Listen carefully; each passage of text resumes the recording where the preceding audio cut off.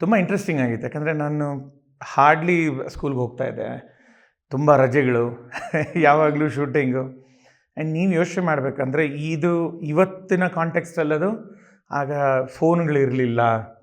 ಮತ್ತು ಅವ್ರೇನಾದ್ರು ಬಂದರೆ ಮನೆಗೆ ಬಂದು ಹೇಳಿ ಕರ್ಕೊಂಡು ಹೋದರೆ ನೆಕ್ಸ್ಟ್ ಮನೆಗೆ ಬರೋ ತನಕ ಎಷ್ಟೊತ್ತಿಗೆ ಬರ್ತೀರಾ ಏನು ಅದೆಲ್ಲ ಗೊತ್ತಾಗ್ತಾ ಇರಲಿಲ್ಲ. ಸೊ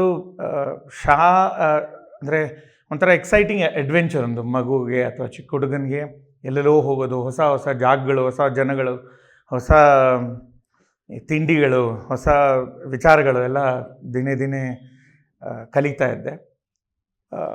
ಶಾಲೆಯಲ್ಲಿ ನಾನು ಹೇಗೋ ಪಾಸ್ ಆಗ್ಲಿಕ್ಕೆ ಕಾರಣ ಅಫ್ಕೋರ್ಸ್ ನನ್ನ ಕ್ಲೋಸ್ ಫ್ರೆಂಡ್ಸ್ ಮತ್ತು ನನ್ನ ಟೀಚರ್ಸು.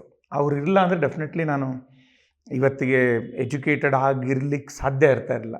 ಅವರು ನನ್ನ ಒಂದು ಪ್ರತಿಭೆಯನ್ನು ಮತ್ತು ಒಂದು ಈ ಆಪರ್ಚುನಿಟಿ ಸಿಕ್ಕಿದೆ, ಇವನಿಗೆ ನಾವು ಹೆಲ್ಪ್ ಮಾಡಿದ್ರೆ ಅವನ ಒಂದು ಈ ಕರಿಯರ್ ಚೆನ್ನಾಗಿ ಬರ್ಬೋದು ಅನ್ನೋ ಒಂದು ನಿಟ್ಟಿನಲ್ಲಿ ಅವರು ಎಕ್ಸ್ಟ್ರಾ ಎಫರ್ಟ್ ಹಾಕಿ ನಾನು ಎಷ್ಟೇ ಕ್ಲಾಸ್ಗಳು, ಎಷ್ಟೇ ಲೆಸನ್ಸ್ ಮಿಸ್ ಮಾಡಿದ್ರು ಕೂತ್ಕೊಂಡು ತಿರ್ಗಾ ಎಕ್ಸ್ಪ್ಲೈನ್ ಮಾಡಿ ಅರ್ಥ ಮಾಡಿಸಿ ತುಂಬ ಎಫರ್ಟ್ ಹಾಕಿದ್ದಾರೆ. ಸೊ ಡೆಫಿನೆಟ್ಲಿ ಅವರಿಗೆ ಪ್ರತಿ ಸತಿ ನನ್ನ ಬಾಲ್ಯದ ನೆನಪಾದಾಗ ಅವ್ರಿಗೆ ಥ್ಯಾಂಕ್ಸ್ ಹೇಳಲೇಬೇಕು ನಾನು.